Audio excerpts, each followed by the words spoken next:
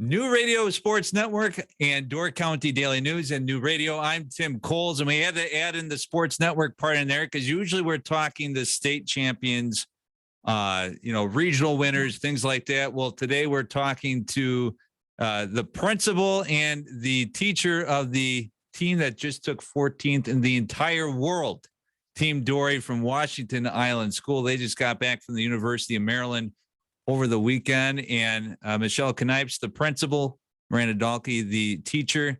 First of all, good afternoon as we record this, and congratulations on everything that you accomplished this past weekend at the Seaperch International Challenge. Thank you, Tim. This is all Miranda, and this is why I have repeated over the years, she is a rock star teacher. She took 4 of our students, middle schoolers, to the University of Maryland this weekend, and they competed, as you said, in the International Seaperch competition, which is a STEM-related competition. And that group of middle schoolers did outstandingly. And you had mentioned 14th in the world, and that is the truth. They rubbed elbows with kids from Puerto Rico and New Zealand. Not only were there live groups of students at this event in Maryland, there were also teams that competed virtually. So specifically, there was a group of from China. Yeah. So how that gets scored and graded, and that is a mystery to me. But it was an exciting event, and Miranda can brag, as well as our 4 Washington Island middle schoolers, that they are in the 6% of the elite group of sea perch competitors. They were 14th overall in the world. It is something to behold, Tim. And you saw Dory, their project. Yeah, we've even seen Dory in action at the Door County YMCA just across the parking lot from us too. And so Dory has traveled. Yes. Dory's gone all over the place. And let's talk about just the travel part of it, because obviously being on Washington Island, usually, especially during the school year and things like that, you don't necessarily get that outside force until right about now. You go off to the University of Maryland, you're rubbing elbows from people from around the world. You're probably in rooms that have more people than the entire school does. How did your kids kind of handle, everything that was going on? Oh, they soaked it all in. Anytime to go off island, even though kids get off island for, dentist appointments, sporting events and we do some off island school field trips too, but with COVID too, we've been so restricted. So this is a big deal. And they got a little taste at the regional competition because we had to stay overnight because the ferry didn't get us there early enough to compete on that Saturday. So but we got to take a flight. So we got to go on a plane together. You drove to Milwaukee. Yes, we drove to Milwaukee first, and then we flew, and then we took the metro. So some of the kids have been on potentially a train near Chicago, but or in other parts of the country if they've traveled. But that was an experience, and staying at the hotel and taking shuttles and between all the different travel experiences. But because we're a very tourist area, Door County, they talk to strangers like it's nobody's business. It's like secondhand knowledge. It's like nothing. So they befriended a team from New Zealand, and they talked to, I think, the team from India, and they just tried to talk to anybody and everybody, any team that came into the hotel that looked like they were a sea perch team. They were like, "Are you here for sea perch? Are you competing?" And then they'd come back and they're like, that team's competing with us tomorrow. So it was really funny to see that sort of experience, but they totally, they took it all in. They did not leave any stone unturned.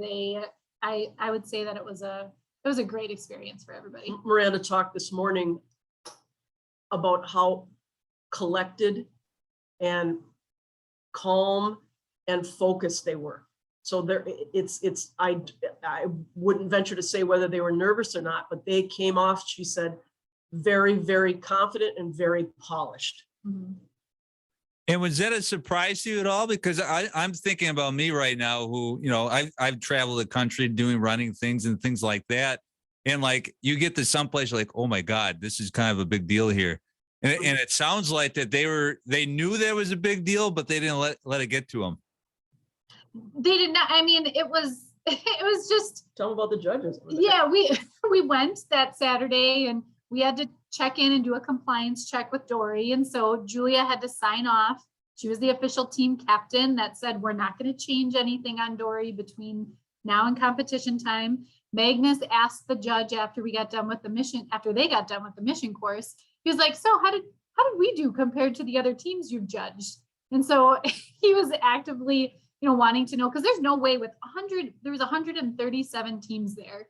So you can just imagine the cycle of all the different teams. And there was no way for us to know how much points every team was getting. So we were kind of in the dark. We had no idea going as into well as the awards virtual ceremony. teams. Yeah, like there's no idea how many points people were getting. We could kind of see a team or two around us, but being hyper focused on doing well ourselves, we just didn't, even myself, it was hard to even tell how well the other teams were doing at the event because there's just so many teams and it was well run. It was like we went to the mission course and then they went to the obstacle course. Magnus did the mission course. Julia switched over and did the obstacle course. And then, between practicing beforehand, Dory had no problems. It was flawless experience for them. Right. And the stars aligned, I guess is what you'd say. If you wanted, you mentioned, or you introduced us as part of that sports, Tim, which was awesome because literally they were competing. It's intellectual competition, but it's also having created a product like that, the ROV named Dory. But these kids, they were a team of 4. So Julia Pratt and Magnus Purington and Allison Bennett and Colin Verbunen. And as a true team, you had Magnus, who's a gamer. He loves gaming, so he has that skill set. Julia wants to work for NASA. She'd like to be a scientist when she finishes college. So the other 2 players acquiesced and said, you 2 are the best at what you do. We'll support you. We will be role players, but we're going to take this thing. Yeah. So they were very selfless. Miranda's role in this is facilitator. It's like the best of education. You get the kids organized, they build it, they create it, they do all the research, they practice, and she's able to stand on the sidelines and say, it's all you know. And they did it. Mm-hmm. Yeah. And was there a moment where maybe the kids noticed either hey, you know what, we're right on the right track on things, or maybe what were those moments when you kind of walked in or you saw different things, you're going, okay, you can tell that they've been doing this Seaperch thing for a while now.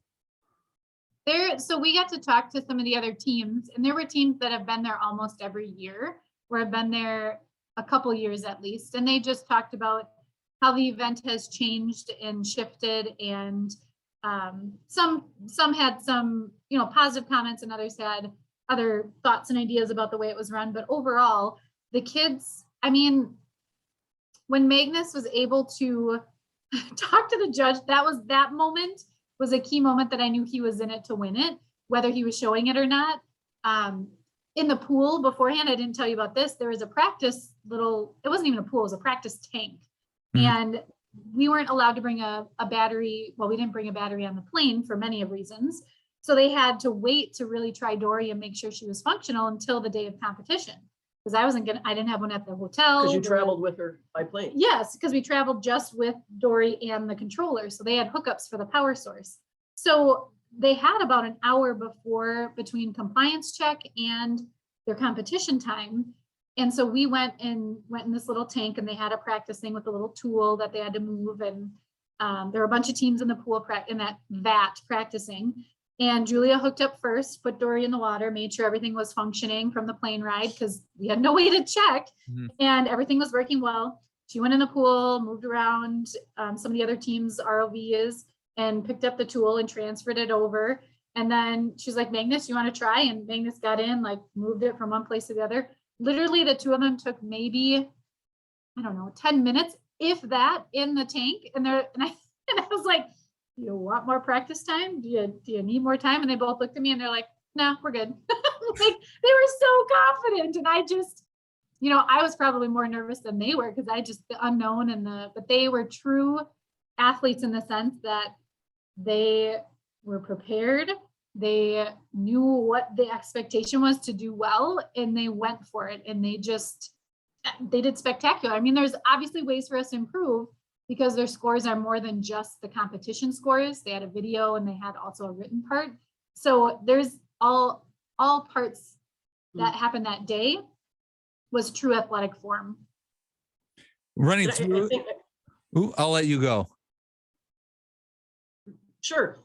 I want to give a shout out to probably the process. Miranda's one of those teachers who you give a pitch to, or you give an idea, or you offer an opportunity, and she says, yeah, let's go.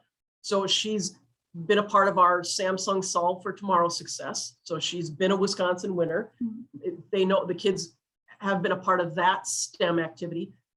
She does the Wisconsin Academic Decathlon for us. So those kids are versed in intellectual competitions in various venues.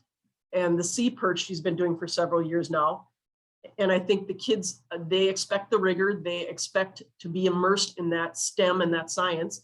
It's great for the boys and the girls, but I think it's especially great that we have a female teacher and we have our young ladies involved in this who really bite into science and believe I can do science and math. I cannot say that enough, how important that is for a school district, especially one our size. Yeah, definitely. Biting into the numbers a little bit, finished 31st in engineering design, 12th in the team video, tied for 8th in the pool mission course, 34th in the pool obstacle course. It sounded like you guys were going for that feedback in the middle of the competition. What was maybe the biggest piece of confirmation that you were doing what was right? And then maybe something that, maybe on the airplane ride home, you're going, okay, next year when we go after this and try to win this thing, we got to improve this. Well, I think it was something Magnus said when we were walking back from the pool. For something that we noticed that we were doing well is a lot of teams tried to be really compact and small and tiny, and which would be good for the obstacle course, but maybe not so great for the mission course. They were both, him and Julia, we're both so proud that they're like, look at us, we use like skewers for our tool here to be able to carry, and our ROV could actually pick up the battery and kind of float upwards with it to bring it over, where other teams were struggling to lift and carry. And they were like, if they were small, they were really jostling and juggling and trying to be, they're really erratic. And so he was by the end of this, they realized that their design that they came up with, even if it was quite simple and quite, just basic Minimal, for a little, minimal. they did minimal changes. And they're like, we did really well. So I think they realized it's not always how much can you change it and modify it and make it different and cool looking. Mm-hmm. Is it really, they really had that light bulb moment of, did we make a design that will do the job the best? And so I think going forward in next year's competition and beyond, I think that'll be more in the mindset of the teams now that they've experienced that level of competition. Form follows function. Yeah, and probably the area we have to improve is obviously our scores in some of the others. It's hard to, so the engineering design report, not myself, like I haven't really written something like that before. I didn't go through any training. There was a rubric, but that is one area that we will have to improve on. And so I'm going to try to see if we can get some examples of that. As a team, they did talk about how Dory was a little slow. So they have to look at how can they streamline and maybe make her lighter in the future. So that was a big discussion in the ride home after the airport, when we finally got into, if next year's competition, we know the topic is deep sea ocean exploration is the theme. So we were trying to spitball what might be the mission course next year. What will they have to do? Will they have to lift, carry, maneuver? Will they have to search for something? Will they, what will they mimic? And so we talked about, the kids brought up the floaties. Can we use something other than pool noodles to add buoyancy? Can we use something other than PVC in parts of it to make it even lighter?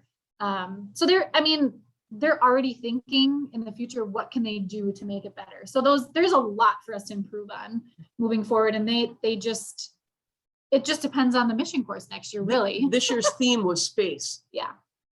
So doing Moving batteries, yes, tools. things that astronauts and or the space station or other people might do regarding space. Next year will be deep sea, so maybe weight is important next year. Yeah, maybe they get have to to- go really deep in a pool compared to, this was only about 5 feet in the water. So they could go, the pool there goes up to, I think 13 or 14 feet in one section. So we were debating, would they make them, because buoyancy changes so much when you get Mhm. more pressure and temperature changes, all of that changes the buoyancy. So we were trying to figure out what they might do. So those are areas of improvement. They know that they have to be more articulate too with some of their presenting. They did realize that as they started to do the presentations more through local to regional to international competition, that's a good way to get easy points. Right. And that's what eked them out Right. like ahead of other teams at our school, was really not their competition guy. It was their words and their speaking and their presentation. So that's one area too, that a lot of the teams were like really bummed out that was what brought their score down. Right. Because this is an equalizer. The Right. competition with this is an equalizer. It's those other parts that really give them points. And I guess what's really cool, Tim, is what these kids are learning, what they're taking away from this experience is going to help them as they make those academic, career, college, job journeys. I had said earlier, they were doing stuff today that I expect will be a part of or a position of a job they will have now that it's not even created, because we know ROVs, we know science research, we know space research, we know all of those are in the forefront right now. So this is giving them a taste of, hey, we like this, we're good at it, and we have experience. I mean, for a middle schooler, this is a resume builder, and it's a chance to really hone in on what do I want to take in high school that really is going to keep me embedded in this. And before we kind of go on to the next topic a little bit, the really cool thing is that obviously you've had people from the mainland kind of reach out to you, want to learn a little bit more about the program. You had the open house that looked like it was well attended. How much has the community support for Team Dory and your robotics program there really, I don't want to say shock you, but just, kind of create extra meaning behind this whole experience? I think it's been fantastic. Yeah. And we've been able, I've been able to make connections with Sean Hopkins is an engineer who lives on island. He's come into the school building. We've had other individuals come in and help her. When you were in the Samsung grant, we had Dave Ulrich, who's a bigwig with the Great Lakes Restoration Project. It's given Miranda and the kids some fabulous, fabulous connections. And I think the fact that a lot of community individuals and agencies they gifted them money for this adventure. They sponsored the whole event. I think speaks volumes for their support. Very good. And also, Miranda, you're, as a part of that, you're going to be featured in Insight on Manufacturing, or potentially going to be featured in that. What does it mean to you to be recognized for, all the things that you've been able to do for not just Seaperch, but just for STEM in general at Washington Island? I think that the reason I do all of this, not only because I love science, but I want our kids on the island to have just as much, if not more, opportunities than kids in every other school district in our state and beyond. I want them to have opportunity. I want them to see that there's jobs. Yeah, there's potential jobs. There's robotics is something you can do. Can we provide a robotics 101 class here? No, I don't have a certification for that. It's how do you find that? But this type of activity opens up doors for kids that maybe would not have even ever touched something like it. And that's all in with Samsung, with Seaperch, with partnering with other organizations on the island. All of those connections in my role. Yes, it's great to be featured in all of these areas, but as a teacher, the whole point is to give my students an opportunity to pick a passion that they're gonna do. You shouldn't work ever a day in the life if you choose something that you really love. And if they don't know about this, they don't know what they might be missing. And I think it's just it's all positive. It's all great. It's all to give our students opportunity. And that's when you boil it all down, that's why I do it. And they love it. Like they have grown. Allie has become so much more outgoing and confident. And, Magnus was able to show off skills that maybe, gamers get a bad rap a lot. Mhm. This gives gamers the opportunity You gotta one up on a lot of people. to be able to showcase their skills. There's something you can apply that to. And I don't want to say that all kids should go to parents and say, okay, No, I want to be a gamer. But just all those features is just exposure, and it's exposure for Washington Island too, because we are doing awesome things with our kids, and we're doing everything we can to give our students an opportunity, An equitable opportunity. Yeah, as much as we can with the resources we have. So when the kids went to the regional competition, that we brought 5 teams. Miranda brought Mhm. 5 teams to that competition. Mhm. And there are schools that don't get involved at all, that are far larger than us, that have far more capacity in terms of teaching and money and whatnot. So that again speaks volumes for her dedication and the kids' willingness to work hard to get that recognition. And Miranda, you're not done traveling yet either. You get to go to space camp. How cool is that? I do, yeah. I was supposed to go back in 2020, but we all know what happened in 2020. So they deferred that to another year. And so, well, more than a year, obviously. I wasn't super comfortable traveling out of the state last summer quite yet. So they let me go this year instead. And it's not just space camp like what a kid would say, like, oh, I'm going off to space camp. I mean, it is, but it's for teachers. So I'll be connecting with other teachers. It'll be professional development, so I can bring earth, space, science topics back into my teaching. And I get to experience some of the cool stuff too, that normal, like space camp kids, like different G-force and maybe trying space food and, all that. But it's all at the Huntsville location. So I get to fly down there, and I did have to apply for it and earn the scholarship. So it was through the Geek Society, and it was open to Midwest states. So it was focusing mostly on Illinois, Wisconsin, Minnesota, South Dakota, North Dakota. So states that it offered it to teachers and students who don't typically, we're not close to space shuttle launch areas like Florida or California or Texas, where, space shuttle parts are made. And so we're not really exposed to a lot to that. So they want to encourage students and teachers to incorporate it more in their teaching. So this gives me an opportunity to put more in my tool bag to use with my students. And her involvement with the Samsung Solve for Tomorrow competition earned her a trip to New York City, where she rubbed elbows with the Samsung Corporation and teachers from all 50 states. And then a trip subsequently the next year to Silicon Valley in California to do the same thing. So she's made some unbelievable professional connections that have been valuable for me and valuable for the rest of our staff, because everything she learned, she brings back, and we work really hard to embed it into the curriculum. Maybe not eating the astronaut ice cream that you can get at like the Museum of Science and Industry and stuff, but is there something about space camp that you're looking forward to?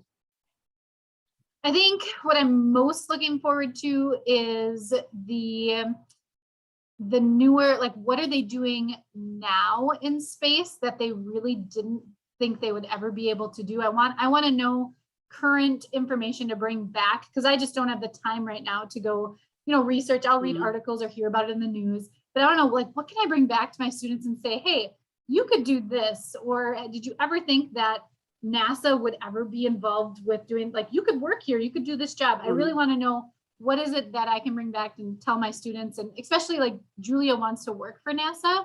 So that'll be one person I'll be thinking about a lot. So that's that, and also connections. I'm always, because we're kind of in silos here on the island.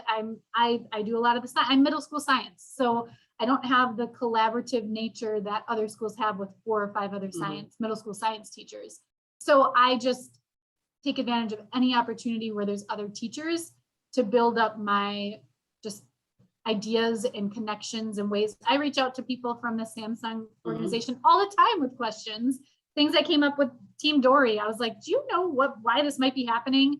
And I know that I've got experts all across, like, the United States that I can reach out to that potentially can help me out. Well, that the one of your trips, maybe it was California, resulted in you hooking up with an organization called MindSpark. Oh yeah. Which was which came and did a phenomenal. PD for us. Yes, at our they school. came in, this Colorado-based group came and did a professional development for our entire staff. Mhm. Well, very cool. Well, Miranda Dahlke and Michelle Kanipes, congratulations, Team Dory, at least for one more year until you guys go back. They are the GOAT of Dory County Seaperch. Thank you. Hey, I like that. I want Miranda to give a shout out to the Maritime Museum as well. Oh yeah, I can't forget them because they are the ones that the Door County Maritime Museum is the one that sponsors the kits that are sent to the schools so that the schools don't have to put the cost of getting it started. And they ran a training for us to attend. Mhm. And I highly encourage any other schools that are thinking about starting, like reach out either to me or your local like Maritime Museum if you have one around, because typically they're the ones that connect with that Office of Naval Research that heads the Seaperch organization. And it's super, I'm more than willing to talk to anybody that wants to start it. It's phenomenal. Right. You've And they heard about it. have been outstanding supporters and encouragers to our school district. So they have done a great job. All right. Well, congratulations once again. And Miranda, we can't wait to hear about Space Camp. And Michelle, I know you're wrapping up things there. Thank you so I much am. as always for all the time that you've given us over the years to share with us the great news going on Washington Island. Thank you, Tim. I appreciate you taking the time to remember us up here. All right. For New Radio and the Dory County Daily News, I'm Tim Coles. We thank you for watching. Thank you.